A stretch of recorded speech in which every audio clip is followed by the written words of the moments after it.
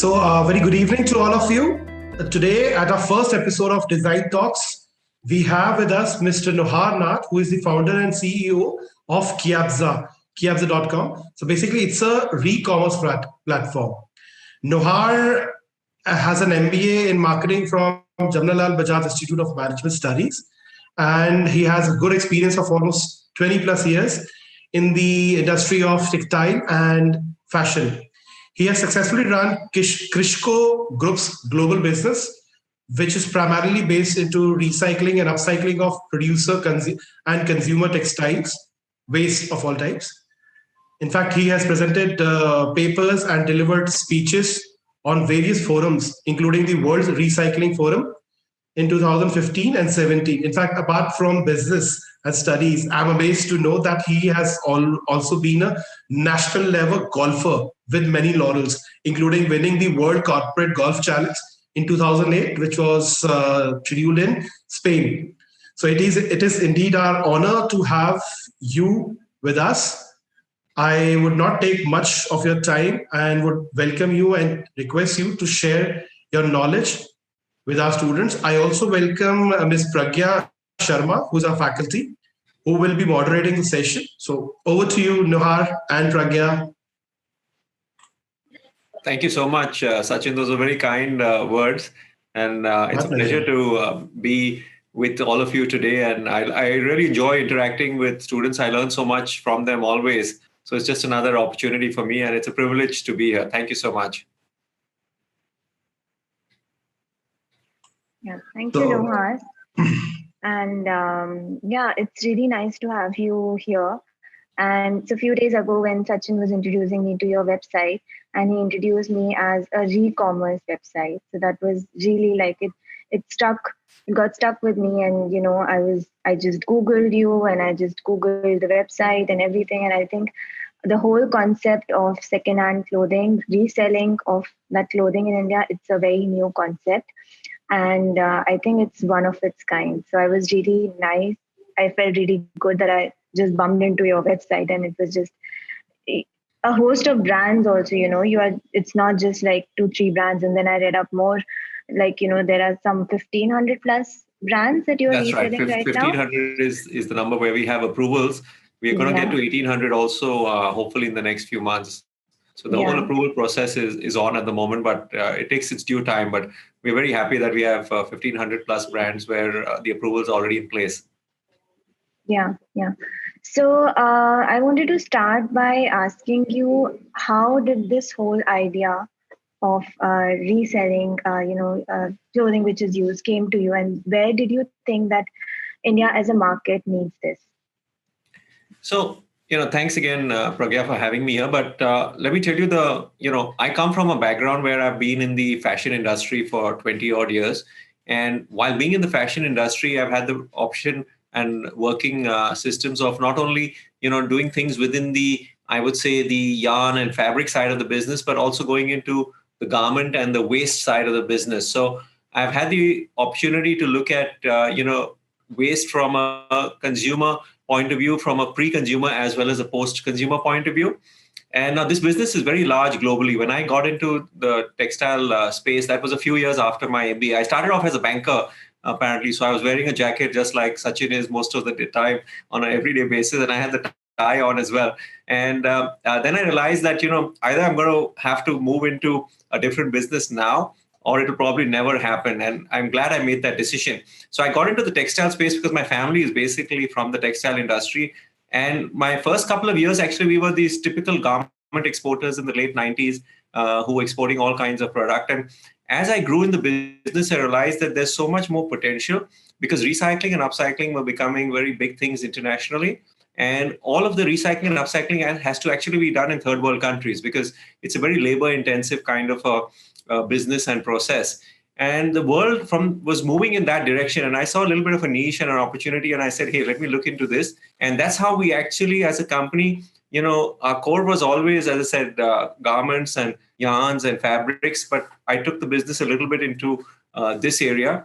And India was growing. And today, India is one of the largest recyclers and upcyclers in this, in the textile space. So for me, that's really my background. And why I share the background is because this didn't come out of nowhere, Kyabza. There was a certain experience which was behind it. I had the opportunity to see the world and see how this business works in different parts of the world. And pre-owned fashion was always around in the Western world.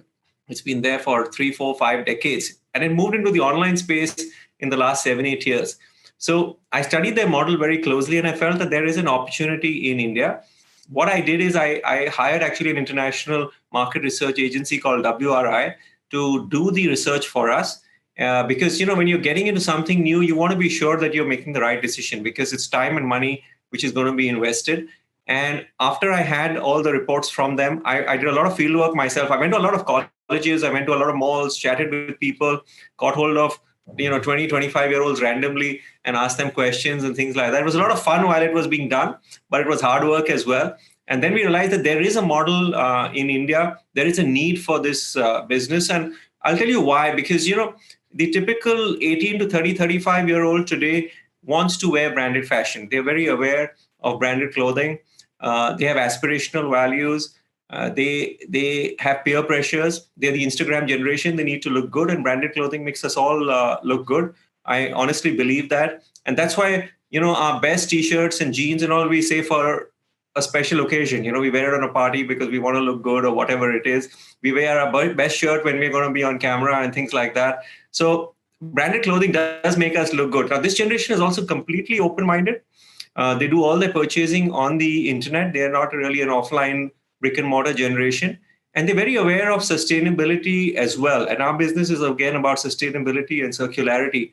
So we saw this great opportunity with this generation, and we said, let's tap into it. On the other side, we saw supply points coming from people who are more privileged than others, who have a lot more clothing in their wardrobe than they need. And research has shown that about 60% of clothing in all our wardrobes we don't wear. We just keep it over there because we hope that we're going to wear it at some point. We're emotionally attached to it, but we actually don't wear it. So we are trying to get that clothing from people's wardrobe, which they're not wearing, and say, hey, give it to us. You'll get paid for it. Eventually, you'll declutter your wardrobe. You'll probably be able to buy something more. And on the other side, somebody has the opportunity to wear branded clothing and get it at value prices. So there's a circulation also which happens within the business. And today that's becoming also very, very important, because a lot of brands also want circularity. They don't want clothing to be wasted. So in the good old days, it was about, manufacture, use, and throw. Today, it's about manufacture, use, reuse, upcycle, recycle, and then throw. So that entire circular model has become very important in today's trade. And Kyabza is really looking into that. I mean, we're a totally commercial organization. The idea is obviously eventually to make money. Our objective is to make people look good and give them the opportunity to own branded clothing. But while doing that, if we can help with the circularity side of the business as well, to us, that's a win-win proposition. Yeah. So I was just curious to know, how does your supply chain model looks like? Like, how do you procure those garments? What are the channels through which you get the clothing? So would you want to elaborate? Yeah, absolutely. So our supply chain model is really about getting clothing from people like you and me. We, as I said, are more privileged than others. We have more clothing than we actually need. So we are tapping out to anybody who is privileged and has a little more clothing than they need, and saying, give us that clothing that you're not using. And as I said, there's a 60% figure of which of clothing which people don't use from a research point of view. 60% is what clothing is in their wardrobe. So even if they give us a small percentage of that, we're getting certain clothing from them. Now, what we do is we try and make it very easy for a seller. I mean, once we've reached out to you through our advertising on social media or word of mouth or whatever it is, all you do is actually book a pickup on our website. Our logistic partner, we have 3 partners, depending on where we have, which zip code it is, and where, who we have the best rate with. Their APIs are integrated with us. They're actually picking up the product in 24 hours and bringing it to us. And what we do is, in our warehouse, we call it the curation process. Every product that comes in, it goes through a 3-step process, and that is about authenticity, quality, and hygiene. We make sure that we check it for all these 3 aspects, because when we did our research, the concerns people had with e-commerce were basically authenticity, hygiene, and, as I said, quality. So if we can take care of all these 3 things, we think we have a business. So once the product has been through this process, it just goes for a quick wet wash or dry clean. It gets photographed, uploaded onto our website, and then somebody can buy it just like you would buy on any regular Amazon, Myntra kind of website. I think Pragya, Nohar has a brief presentation, which I think would answer most of the queries. So, shall we start with the presentation first and then take the discussion forward? What do you say, Nohar? Sure, absolutely. I mean, whatever order you'd like to do it in, I mean, I'm absolutely easy. I just put together a small presentation to give the students a little bit of an idea about, the sustainability side of business and the commercial and non-commercial side of it. Because the true challenge today is whether, when you want to try and be a sustainable company, whether you can be a commercially profitable company as well. So that's a challenge which actually a lot of brands are also facing in the industry. We keep talking about it at public forums. And while it sounds cool to, be a sustainable company and do something in that direction, it's about getting the balancing act. So I just tried to put together a small presentation, probably 7-8 minutes is what it will take. Gives you a little idea of that side of the business and what are the, I would say, the problems that Kiabza is trying to solve in that direction as well. Great. So I will give you the sharing rights. Sure. You can straight away share your website or your presentation, and then go through it. Let me try and pick it up straight away.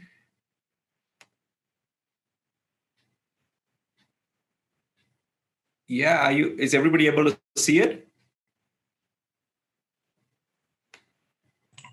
Yes, we can see. Okay, super. So I'll just run you through it. I mean, it's just a little title: Sustainability in Fashion and Textiles. So, what I've tried to put together here is what the real problem is.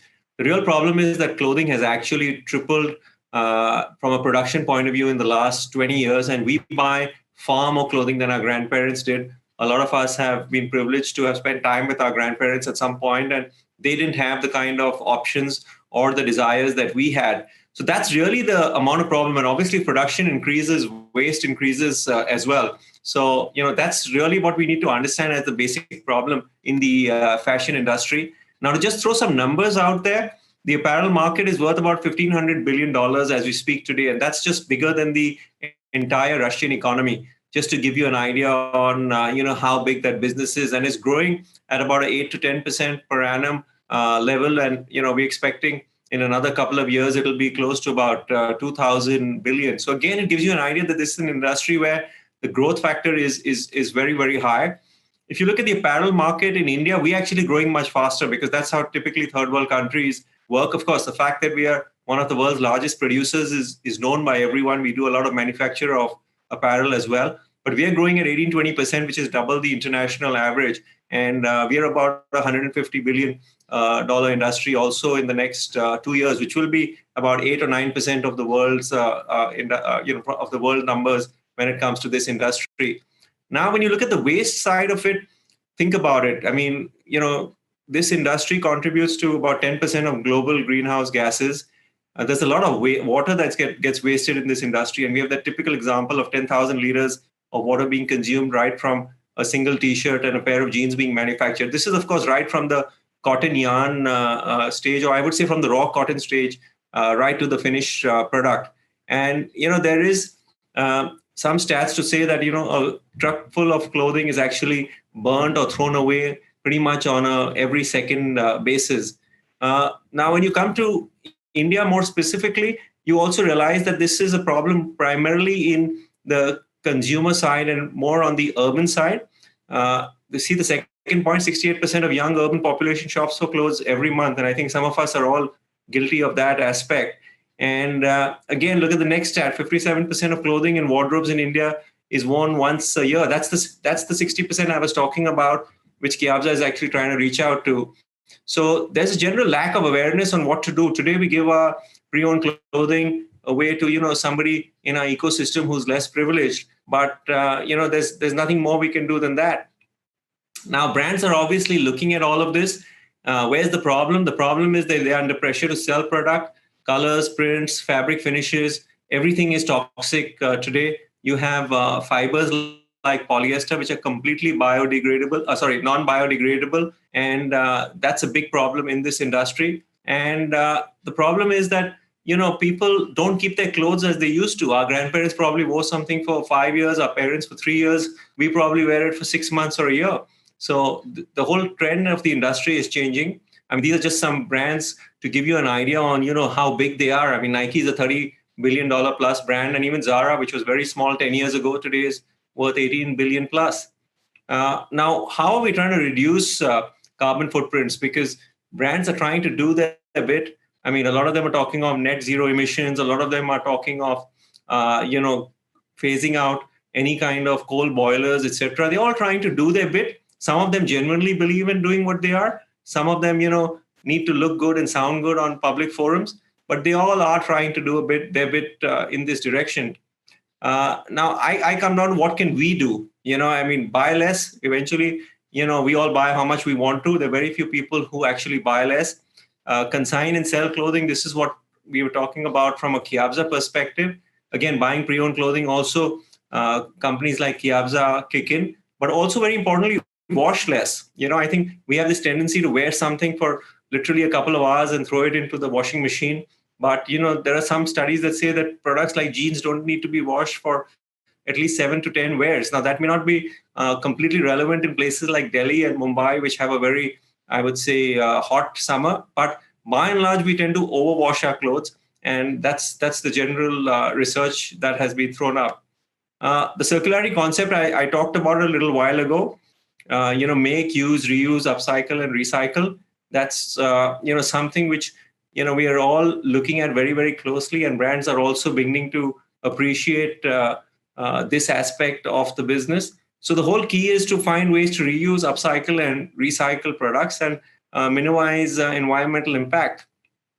The circularity process, again, if you're looking at what needs to be done, after something has been used, it's collected, and obviously you have to sort what can be upcycled and what should be recycled. So it's a process, but again, companies which are professionally attached to this industry, they do obviously go through this exercise, because the first objective, as I said, is to reuse, because that's where you get maximum value. And then the second objective is to upcycle, because upcycle means you're making a product which is virtually as good as new out of that product. And the third is recycle, means you're breaking it back into fiber.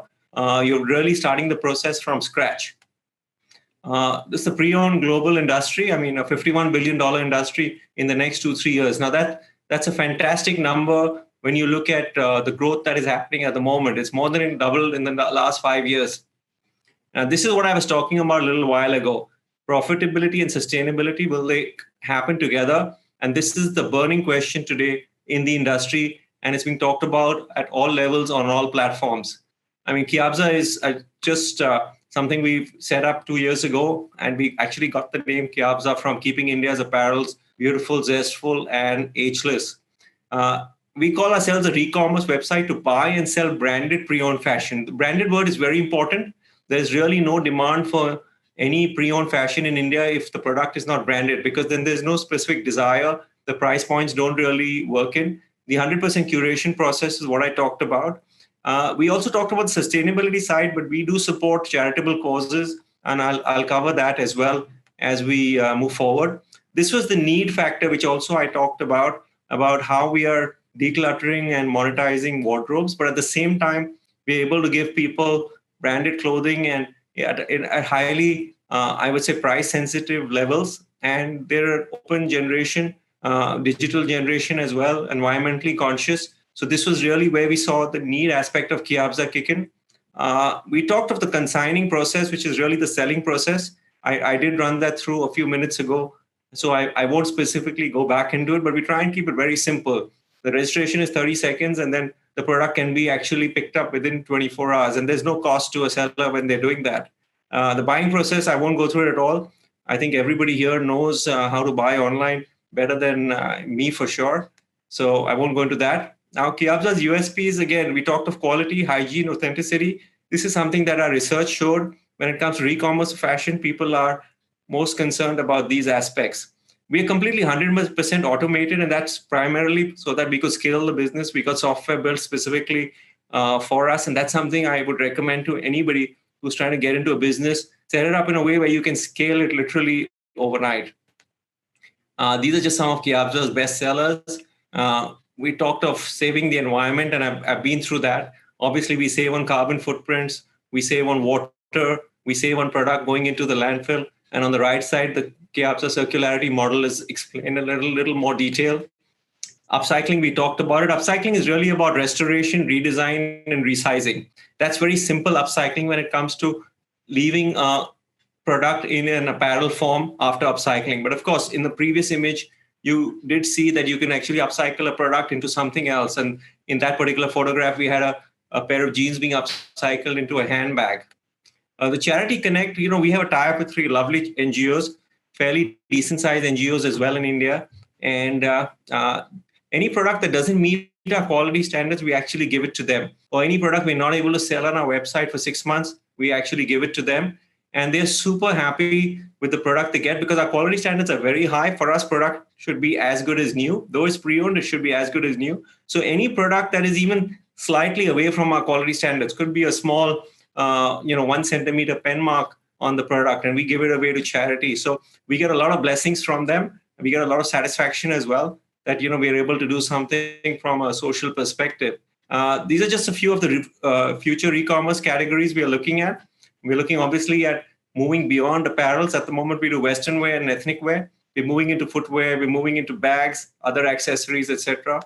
We're going to be actually opening stores as well in 2021, towards the second half of 2021. It was actually supposed to be early 2021, but then COVID hit and a lot of plans have changed because we believe that, this generation, again, from our research has shown that it's a very cool concept to go into a lovely store which feels nice and new and fresh and, buy product, which you can actually touch and feel as well. So there is that thought process that while it's an online business, you want a little bit of support because online and offline tend to support each other.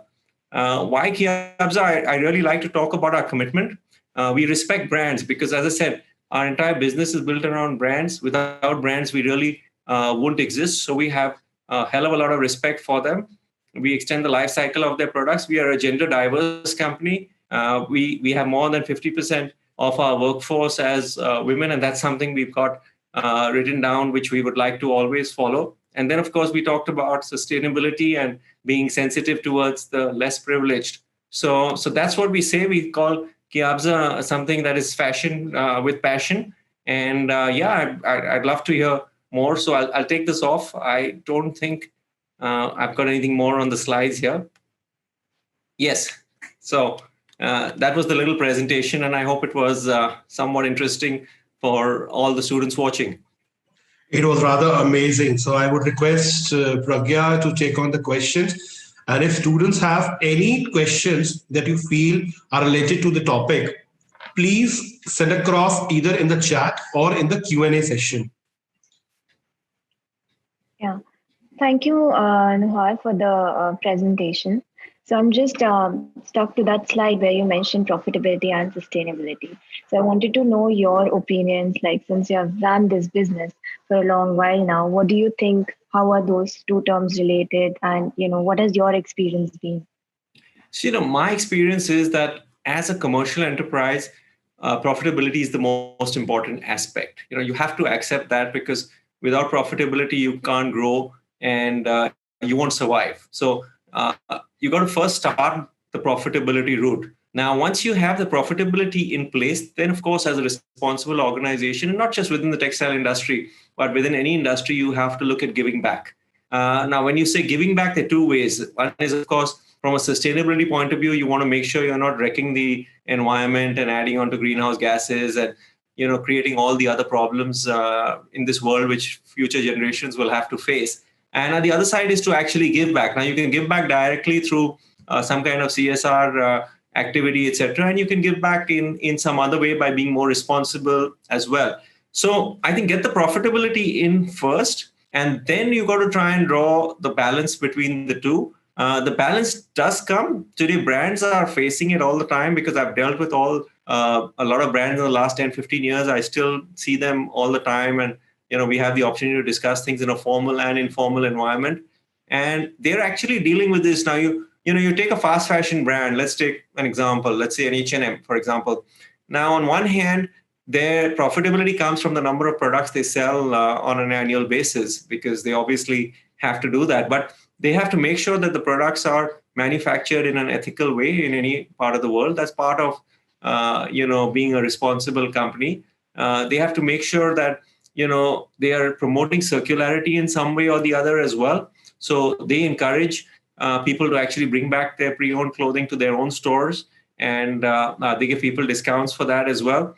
So it's about mixing the two and trying to get the right balance. Now, there's no perfect balance. It's about what the right balance is from a company's perspective.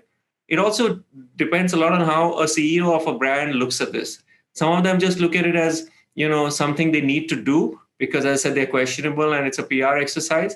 And some of them actually believe in it. So I've been to brands where the sustainability side of the business is very large, and everything goes through them. And I've been to brands where the sustainability officer is just one person amongst 10,000 people, and he has no say, but he's just kept over there, so that they can say they have a sustainability division. So it's really how they think about it individually.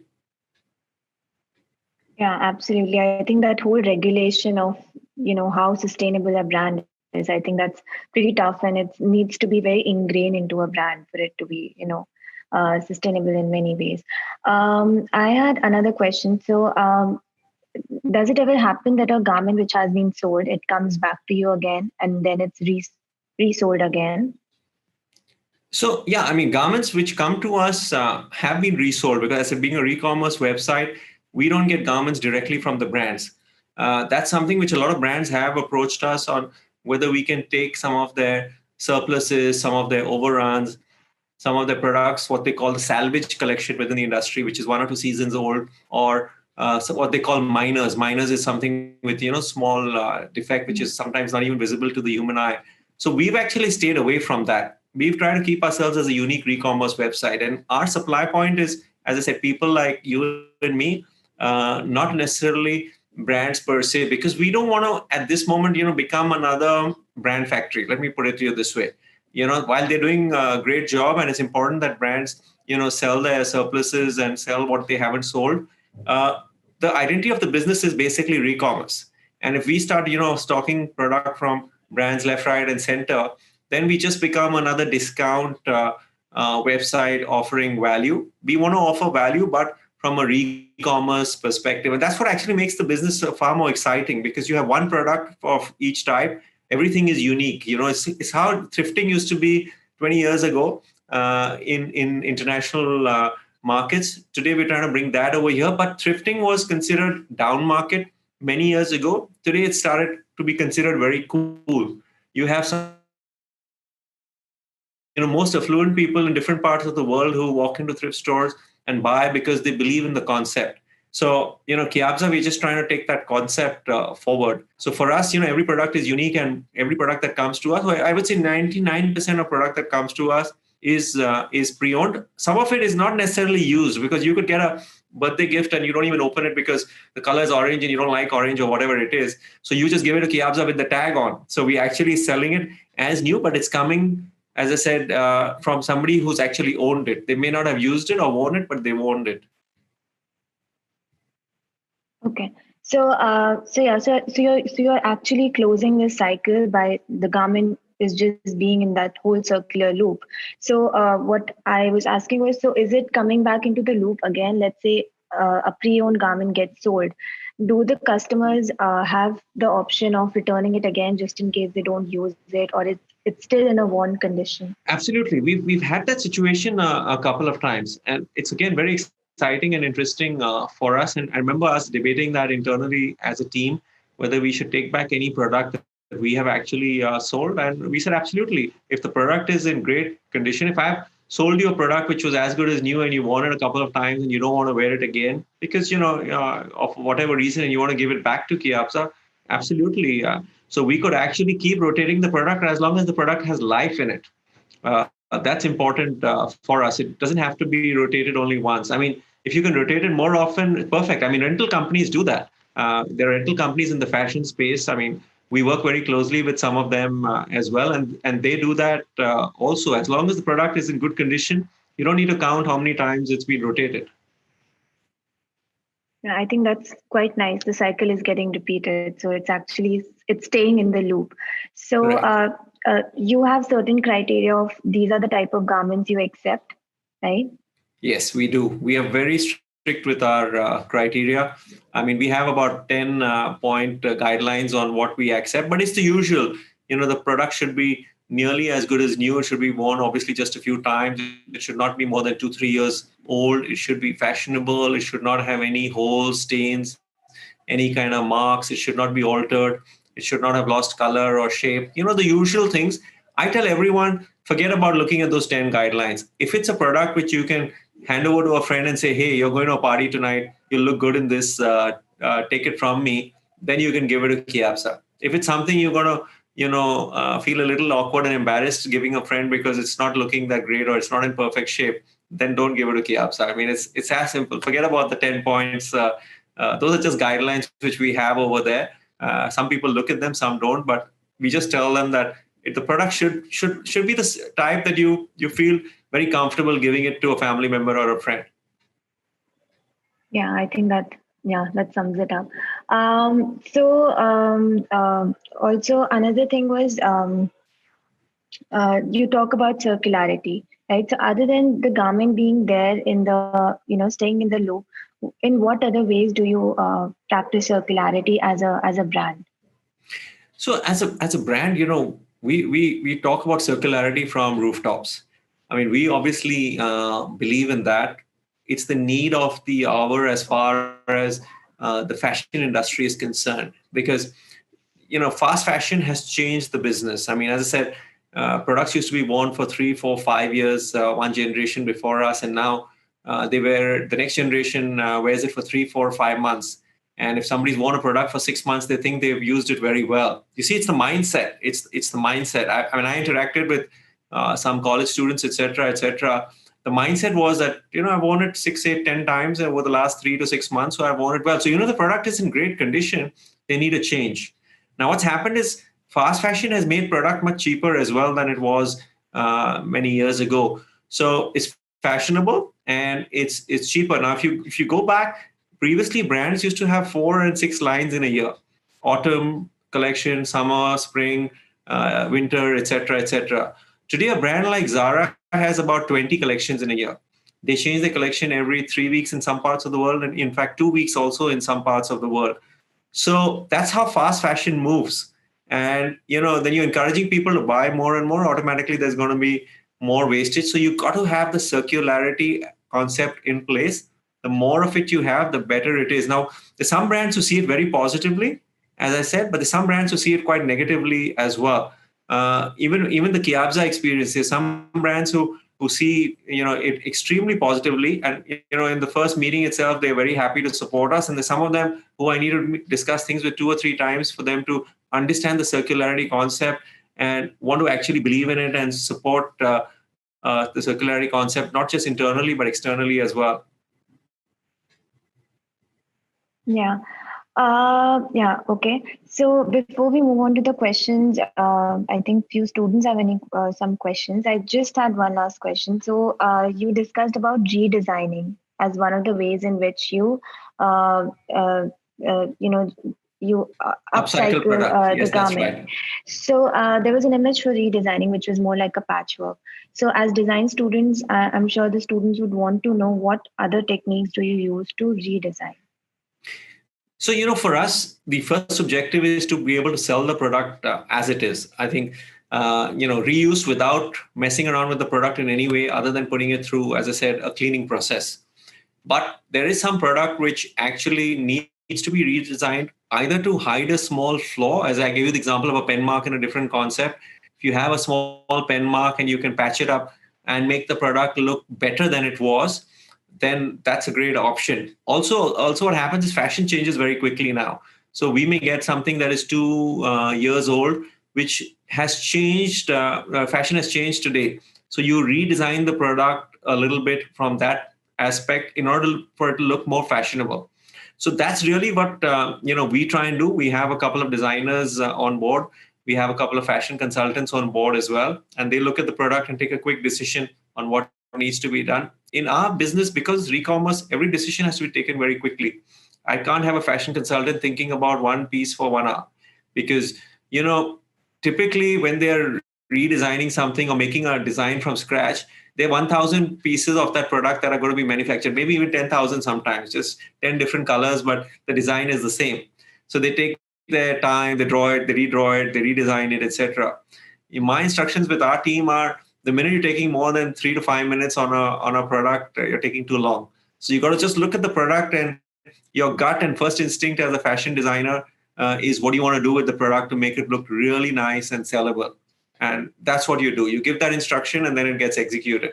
So it's designed from a different perspective. I mean, some people would be horrified, and your students are design students, that how can you take that decision that quick? But it's again has to be commercially viable, because if there's one product and I'm going to sell it for 1,000 rupees and the fashion designer is going to spend hours deciding what to do with it, the product cost has anyway gone from 1,000 to 10,000, because of the cost of the fashion designer. So it's again, when you have that experience, you just go with your gut. And gut becomes very important also, in my perspective, in how you define fashion and how you see fashion 6 months or a year from now. Because in this industry, fashion is, I would say, predicted to some extent, scientifically and non-scientifically, 1 year in advance, even 1.5 years sometimes. Not just design, but even colors and things like that. They're all predicted well in advance. So, you need to look at all those aspects. Yeah, but I think it's nice and challenging, because it's the center of creative problem solving. What we tell our students to do, actually in the industry, in your brand, that's what is happening. You're creatively solving a problem in like a minimum amount of time. So I think that's quite challenging and interesting. Okay, so I'll just move on to the questions in the chat. So somebody is asking, how is Kyabza dealing with the COVID-19 pandemic, as people won't be too comfortable in buying pre-owned clothes during the pandemic? Also, nowadays, wearers are moving towards slow fashion. Will it affect Kyabza's business, and how? So, I'll take on the COVID thing first. Actually, our numbers are today already higher than they were pre-COVID. And I'll explain to you why. Because one is that a recessionary environment has always helped re-commerce. This is a golden rule of the last 100 years in any part of the world. Any kind of re-commerce activity, not necessarily fashion, has benefited from, let me say, a recessionary environment. The second thing which has helped Kyabza tremendously is, in January this year, only 10% of India's fashion was actually being purchased online. We are actually already at about 23%, and that was the last stat which came out in September, with estimations of it going up to 28, 29% in January. Now, to move from 10% to 29 or 30% in 1 year, it's all happened because of COVID. Organically, without COVID, it would have taken 6-7 years. So 30% of India, if they're going to buy fashion online, that straight away helps Kyabza as well. The other thing that has happened is there's a huge awareness towards sustainability, which has crept in the last few months. The awareness towards sustainability was not there previously. So now it has crept in. It was there previously, but it has got more enhanced. So these have actually all helped Kyabza. And we obviously had a 2-3 month lean period right from April to June, when we were shut for a while. And then, we took our time to get going again. But in August, we actually hit our pre-COVID February numbers, and September, October, November have been great months. Now, just coming to the cleanliness part of it, let me tell you, we've done some studies, not just we, but they've been done globally by the fashion industry. 8 out of 10 people don't wash their product when they buy it new from a store. And, we have obviously a lot of students who are watching this. And the India research showed that most students buy their products at 6 p.m. from a store and wear it at 9 p.m. And nobody washes it. Now, that product has been touched by at least 10 human hands, right from the stage of it being converted from yarn to a fabric, then fabric to a garment. And for all of those of you who don't know, but I'm sure you do because you're design students, product in a factory, when it's converted from fabric to garments, is not done by one person. It's an assembly line kind of a production. Somebody's doing the back, somebody's doing the sleeves, somebody's stitching the buttons, somebody's stitching the collar, and somebody's doing the packaging. So it's been touched by multiple hands, and then it gets into the retail store, and somebody's putting it onto a hanger, somebody's trying it out. So really, it's been touched by 8-10 human hands. And dare I say, people in the garment manufacturing factory are probably on $100 a month wage level in India and Bangladesh, and they probably have a bath once a week. So it's not the cleanest product. Kiabza, every product is washed or dry cleaned. So now you put both of them under UV light, and we've done that, and we have the lab tests, etc. The Kiabza product is far, far cleaner than a product which you might get at again, just for a better example, H&M or a Zara store, and you're wearing both of them within 2-3 hours of buying them. So that's not a genuine concern. It's about how people think, and that's where when we're dealing with a new industry like re-commerce, you got to change the thinking of people. People, when I did the research 2-3 years ago, people also talked about pre-owned clothing, or what we call in India typically used clothing, with a shrug of the shoulder that why would I use it, etc. And I chatted with some people and I said, you get onto an aircraft and you use a blanket which is given to you by the air hostess, which is also been used by somebody else the day before. And I used to ask this lovely question that when did you last go on holiday? Okay, I went 3 months ago. Where did you stay? I stayed at the Taj. I said, you slept on a bed sheet which somebody else had slept on the day before.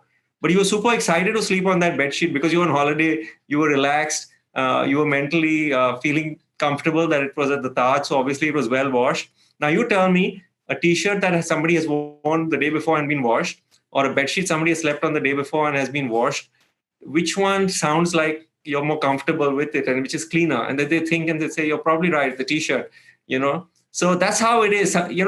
You again use the same example. You washing your face and using a towel which somebody has used to clean their feet the day before at the same hotel, but you don't think about it that somebody's used the towel the day before because it's not ingrained into you. When it comes to clothing, because of some hangovers we have from the British time, we think that way. But that's a gradual process. It'll change in the next few years. I mean, I'm waiting for actually a few others to come into this industry because Kiabza today is, the largest in the, space of fashion within e-commerce. But I need the industry to grow. So I'm waiting for competition. I want not just 1 or 2, but 5, 6 more players to come. And then the industry becomes bigger.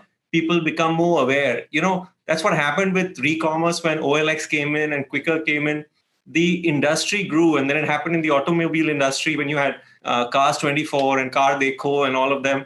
The industry grew. So I'm just waiting for that to happen on the fashion side, and you'll see it'll be a big, big boom which will happen overnight. Yeah, maybe some of the students are listening, so it's a good idea to come up with something like this.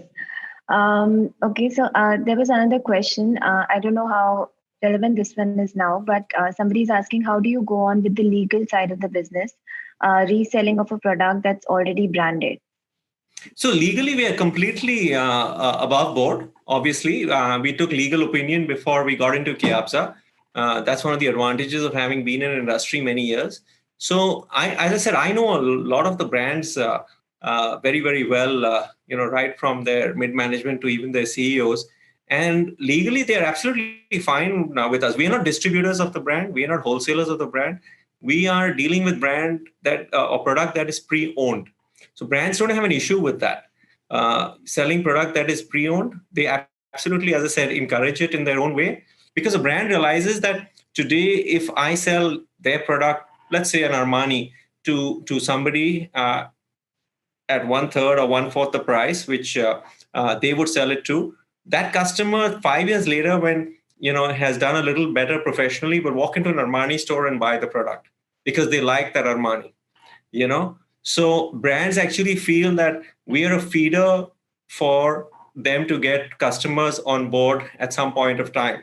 And they don't have an issue at all with the fact that we are selling pre-owned product. Yes, if you sell new product, you need a contract. You need to be a distributor, a wholesaler, appointed, etc., etc. But today, internationally also, there are companies called ThreadUp, The RealReal, etc., which are unicorns. I mean, ThreadUp raised about $650 million in an IPO last year in the US. The RealReal raised $650 million in an IPO last year. And they do exactly the same thing. Brands are actually tying up with these companies to sell product. Gucci has a tie-up today with the RealReal in the US, and they do a lot of exercises and a lot of promotions together. So they want to feed off each other. There's absolutely no legal issues with this in India or anywhere in the world.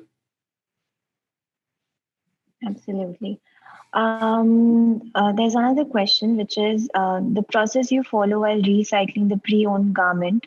does it harm the environment or not? Well, to be honest, we try not to harm the environment. I mean, that's how it is. But any time you wet wash or dry clean a product, you're going to be using some form of chemical. Whether that chemical is in the form of a bleach, whether it's in the form of soap, it is a chemical. Now, you can obviously pick chemicals which are a little more natural, and then they don't like to call themselves chemicals. In fact, Unilever is actually launching a product next month, which is related to washing, which is actually made out of natural materials. And, they did some trials with us as well.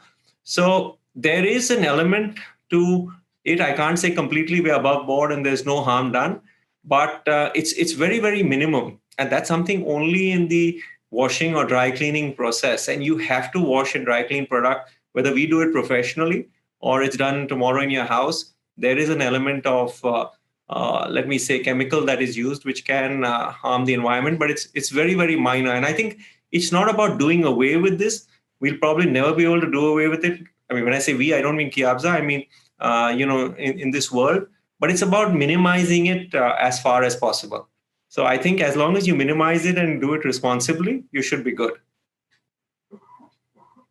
Yeah. So just one last question, because I was just looking at the time. So this question is, so you already talked about there's a certain,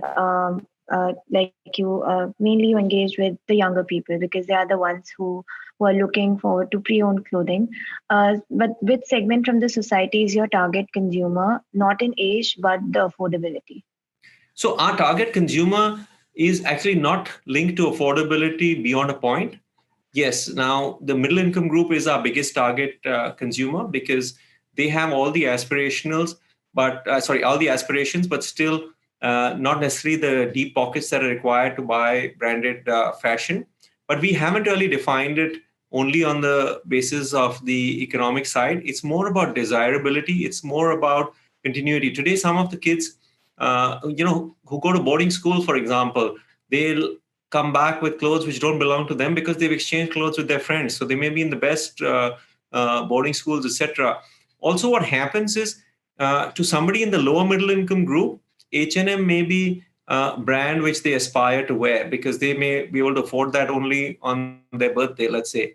To somebody from the higher income group, or Louis Vuitton or Gucci could be a brand they aspire to wear because they wear H&M and Zara and Tommy Hilfigers and Lacoste and Calvin Klein and all on a regular basis. So there's always something else you want to aspire for at one level higher. Now, Kyabza, we cover everything from fast fashion right up to luxury. So, while we might push fast fashion to somebody, in a little slightly lower economic level, but we would be pushing luxury to somebody who comes even from the rich. And as I said, some of our clientele are not necessarily related to things from an economic point of view. They are related to the business from a sustainability point of view. I mean, 11% of Kyabza's clients today buy on Kyabza because of the sustainability side. Now, that was only about 5% 2.5 years ago when we did our initial research, and we did another research with the same WRI. We asked the same questions we asked 2.5 years ago when I was doing research 3 years ago. And the clientele who would buy on Kyabza was 11% because of sustainability. And that was a jump of also 5% to 11%, which happened in 2.5, 3 years. So the world is becoming more aware about the sustainability and the responsible side of business and fashion. Yeah. So is the higher age group still a problematic sector? Like, are they open to buying pre-owned clothing? So they're getting more and more open. We are not looking at the 50 and 60-year-olds to buy on Kyabza. They are not our TG. We have actually extended our TG from 32, 33. Originally, it was 18 to 30, 32. Now we've extended it till about 40. And this is also because of what has happened with COVID. The 32-year-old to the 40-year-old, as per research, were not big buyers of online fashion 1 year ago. Today they are, because they are that generation which has always known how to use the computer, always been comfortable with the internet, but have done their shopping when they were younger at 18 and 20, through the regular brick and mortar system. So they always felt it like a bit of an outing to go to a mall, have a meal, buy whatever you need, etc. This generation has now moved to online as well to a great extent. The younger generation was never the mall generation. They always felt a waste of time to go to a mall. When you can get something online in 5 minutes, why go and spend 2 or 3 hours in a mall to shop? So we've actually benefited from COVID also from an age perspective. The 35 to 40-year-old has become comfortable shopping online. And, human beings are creatures of habit. So once that habit gets created, it actually doesn't change back unless, again, something different happens. So I believe a lot of 35 and 40-year-olds will continue to buy most of their fashion online. And, that's something that's, again, great for us. It just makes our business a little bigger. And they also begin to appreciate sustainability and the environment. So though they may not buy from Kyabza due to financial reasons, it's for the sustainability and the circularity side. Yeah. Hi, Nohar. Pragya, can I please say sure, something? Sure. Nohar, I just want to say, my name is Dr. Sunita, and I just want to say that I had come to the dentist because my daughter has some problem with her tooth. And I thought I'll get out of the meeting. I told Sachin I'll get out. But you were so interesting that you didn't let me go out. It's very kind of you. Thank you so much.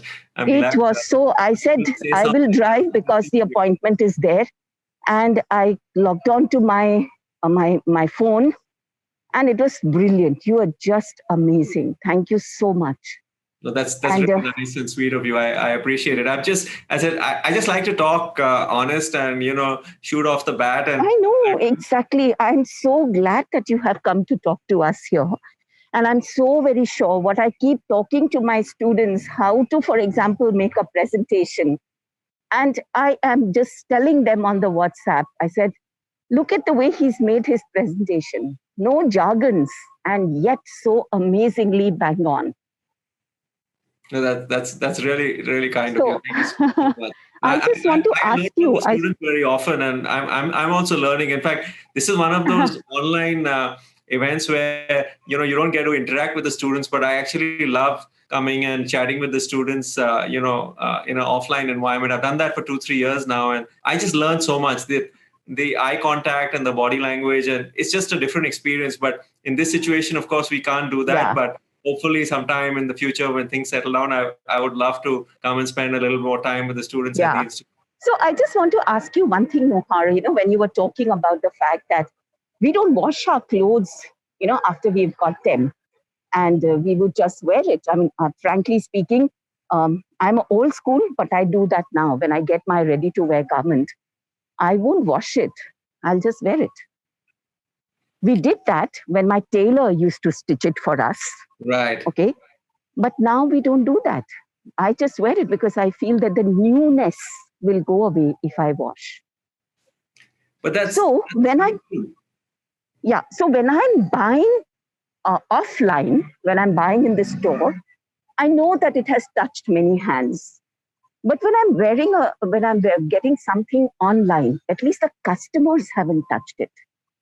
So do you think buying online, of course the workers have touched it, but the customers haven't. So do you think that the risk factor therefore goes down? Honestly, I don't think it makes a difference whether it's been touched by customers or workers. It's how you look at it mentally. That's the way I feel. I mean, no garment is washed unless, of course, the garment is one of those where washing is essential to give it a certain look, etc. Most garments are not really washed at all, right from the stage where they convert it into yarn.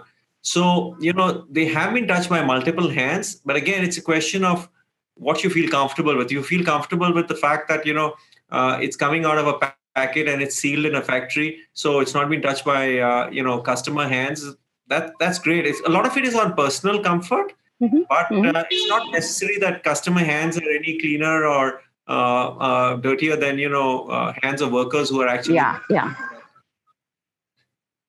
I understand. Great. Yes. Thank you. Thank you. Nohar, just one last question because it's related to craft. So I just wanted to ask you this. What do you think about promoting and adding works of local artists and craftsmanship? It is not very branded, but we can still add that on the online website. Yes, we'd like to do our bit for it. And we are actually doing a bit of research on that. Kyabza and me, we're part of also certain forums where we look at how we can promote any form of art, and especially, art from rural areas, art also, or craftsmen who are underprivileged, or, who've had less opportunity in their lives and are able to get some kind of a livelihood in. It's again about getting the mix right. I think a lot of these things will come onto our website as we move along. At the moment, it's all fashion related, but we're looking at other accessory products, made in this way. We were looking at some photo frames the other day. We were looking at some products 2 months ago related to Diwali, etc., which could be gifting options. So we really like to do a lot, but the real push for us on these products would come when we have our own stores about a year from now. Then we will be able to bring it because typically in a store, then you want to cater to different segments of society, not just somebody who's looking at clothing. And then you need to have a few household related products and a few products related to just the look and feel of a place. So we would be able to do it, but I think this needs a lot of encouragement. And we do some of our corporate exercises with companies who are, I wouldn't say companies, there's some are NGOs as well who are involved in something like this. So if we can give any kind of support, we would absolutely love to do it. Yeah, absolutely. So thank you so much, Nohar. I think it was really nice chatting with you. It's like a really different perspective from what I've seen of pre-owned clothing in India. We have seen rise of apps like Spoil and Elarnic, which just grew and then they just fell. But I think this is like a more organized, more structured form of, re-commerce that I've seen. So thank you so much. We try to be a little different only from the curation aspect. Yeah. A lot of the other websites used to have a C2C model, and you took a photograph and uploaded, but there was no concern for quality, authenticity, or hygiene. And I think that's one of the reasons they failed, because they used to have about a 50% return ratio. And this business, your returns need to be kept to the minimum. So we're trying to bring in the curation model because we're trying to look at this from a very long-term point of view. But, as I said, I'm so happy that I've been here. And, I must thank Sachin for giving me the opportunity of spending a little bit of time and chatting. And if somebody learns even a little bit from what I've spoken, I would feel extremely honored. So thank you again. Rather, it's our honor to have you. In fact, very well said by Pragya and answered well by you as well. In fact, I have also seen one of these platforms, Elarnic, and the only query that first came to my mind, in spite of not being related to fashion at all at that time, then what about hygiene? What about the kind of returns that will fall in place? And when we were interacting, I hope you remember, I also discussed about the point that how are you managing this? And it was so well answered during the presentation. In fact, as Dr. Sunita also said, in spite of feeling thirsty for almost an hour or so, I still couldn't get off my seat. So engrossing that this discussion was. And I'm looking at a much longer interaction and engagement with you and with Kiabza in the future to come. But as of now, it's a huge thank you from all of us, from Pragya, from my colleague Azhar, and all the other members of the team and the students for sparing out this time and actually enlightening us with the kind of re-commerce that you are building up. In fact, I strongly believe that this Kiabza would definitely bring in the disruption that this fashion industry needs. Otherwise, with the kind of wastages and all, everybody only has a concern line. That's it. But nobody is actually doing something on that. And Kiabza has actually addressed it to the right point. Thank you so much for coming in. Now, that's kind of you. I appreciate, as I said, that you had me over, and the fact that you have a little bit of genuine respect for what Kiabza is doing. We appreciate it because it's a tough industry, and you're right. When you are looking at disruption, it gets even tougher. And there's this old saying that nobody wants to be first, but everybody wants to be the first to be second. I don't know whether you heard that before, but so that's absolutely. I also wanted to be the first to be second. 3-4 years ago, when I was thinking about it, I said, okay, let me wait for somebody else to come. And then I said, no. If I don't do it now, I'll probably never do it. So let me just give it a go. So yeah, we need your best wishes. Always. We appreciate that once again. Thank you so much. Thank you so much. Let me just also wish everybody a happy Diwali on behalf of myself. And we're around the corner with Diwali, and a safe and happy Diwali to everyone. Thank you, and same to you and your family. Thank you. Thank you, everyone. Students, if you have any more queries to ask to Nohar, please drop in your messages to our placement IDs. You already have that.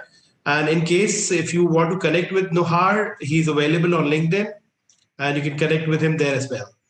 Yeah, absolutely. Please feel free. As I said, if I can be of any help with anything, I would like to. Might be small delays in me responding, but I will respond for sure.